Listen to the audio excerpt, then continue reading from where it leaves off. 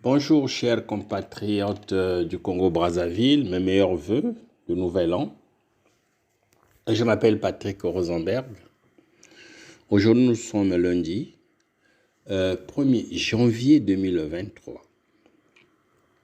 Mes chers compatriotes, j'ai perdu quelques minutes précieuses de ma vie à écouter, comme tant d'autres Congolais, le message Omboshi du paranoïaque Sassou Nguesso, parce que Sassou Nguesso est le présidio des Mboshi, pas des Congolais. Il n'y a pas d'autre mot. On appelle ça élucubration lorsqu'on est poli avec Sassou Nguesso. Moi, j'appelle ça idiotie. Un discours bête, répétitif, sans enjeu. J'aurais pu, comme les millions de la majorité silencieuse, attendre que ce psychopathe de Sassou Nguesso déverse sur moi ses idioties morbides et cyniques sans lui répondre. Le criminel Sassou Nguesso a toujours, depuis 44 ans, utilisé l'arrogance de l'idiotie dans ses messages à la nation, des messages bêtes, pour nous insulter en se faisant passer pour un apôtre de la paix et du développement. En raison des nombreux et graves crimes irréparables commis par ce génocidaire Sassou Nguesso, je n'en pouvais plus. C'est trop fort pour moi d'écouter ce malade mental s'exprimer comme il avait raison de s'éterniser au pouvoir dans notre pays. C'est comme s'il était dans son bon droit. Alors j'ai décidé de lui répondre en ces termes dérangeants au nom du peuple congolais, de mon peuple que j'aime tant et auquel je suis très, très attaché.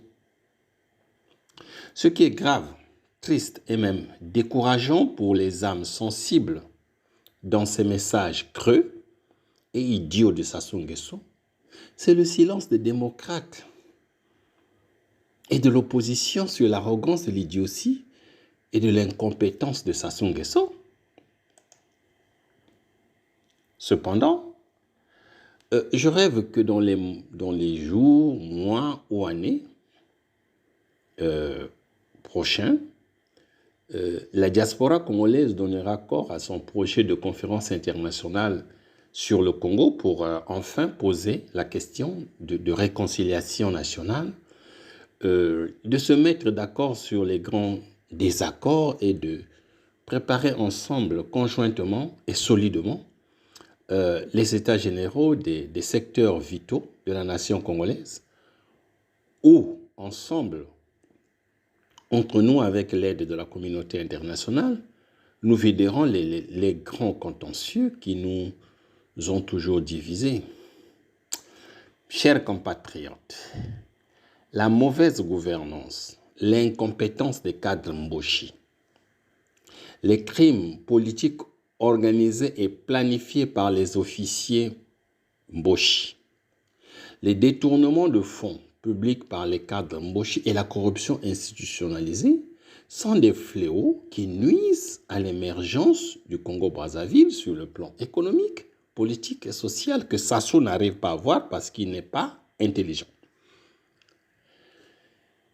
L'évolution de ces facteurs de sous-développement s'observe souvent au niveau de l'appareil de l'État congolais, géré en majorité par des médiocres cadres Mboshi, et au niveau du secteur privé aussi occupé par les Mboshi, où cela est de plus en plus inquiétant pour la jeunesse congolaise et surtout pour la marche vers le développement du Congo, comme Sassou Nguesso l'a dit dans son discours. Je ne sais pas s'il comprend même ce qu'il dit, ce qu'il lit, ce qu'on lui écrit.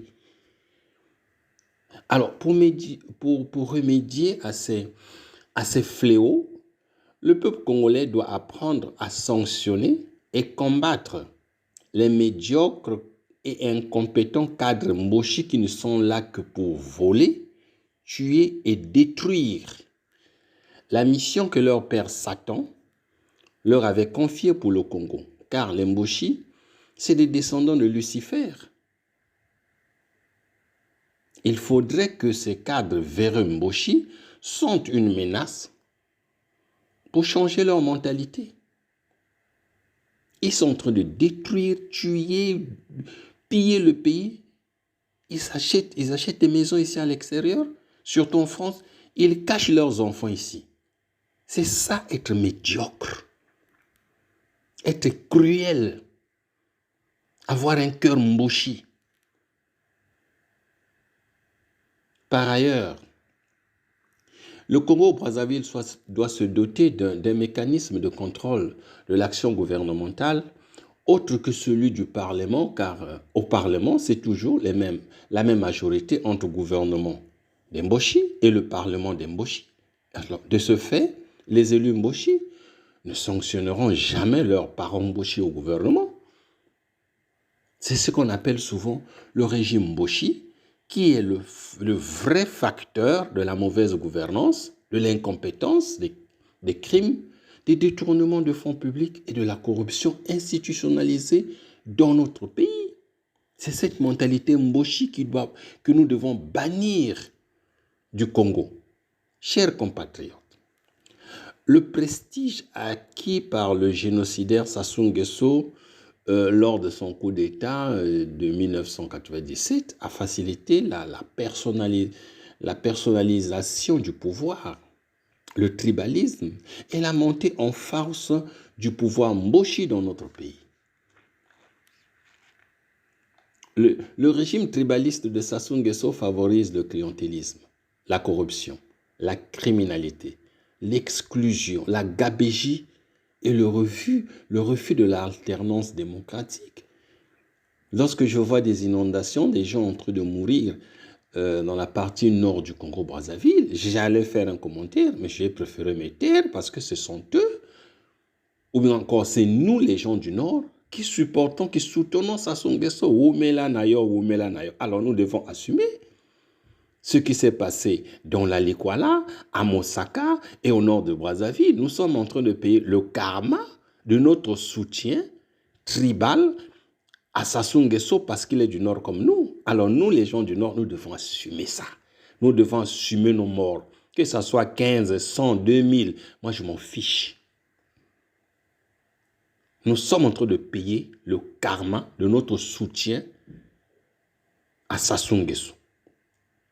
Alors, voilà, la baisse de la démocratie a atteint son apogée avec le retour au pouvoir de l'idiocratie Nguesso et des généraux de merde originaires d'Oyo qui gouvernent actuellement le Congo sans foi ni loi. Chers compatriotes, à l'expérience, on a constaté que le régime Mboshi contient en lui-même les germes de tribalisme, de violence, de criminalité, de corruption, de gabégie, d'exclusion et de division. Et Sassou Nguesso veut nous parler de la marche vers le développement.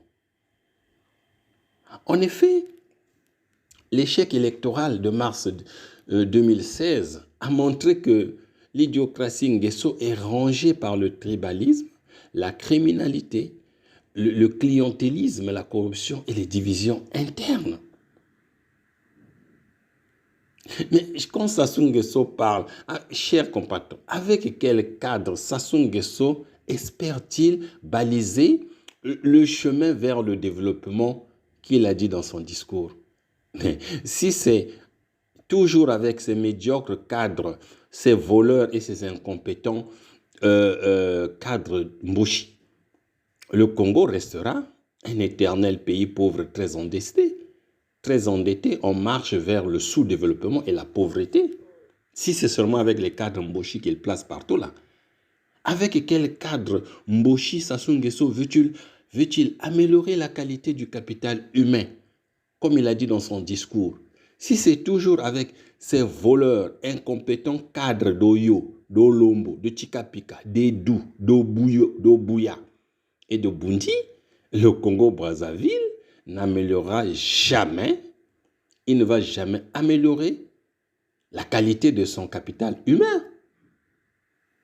Parce que c'est un capital humain mal formé, médiocre, corrompu.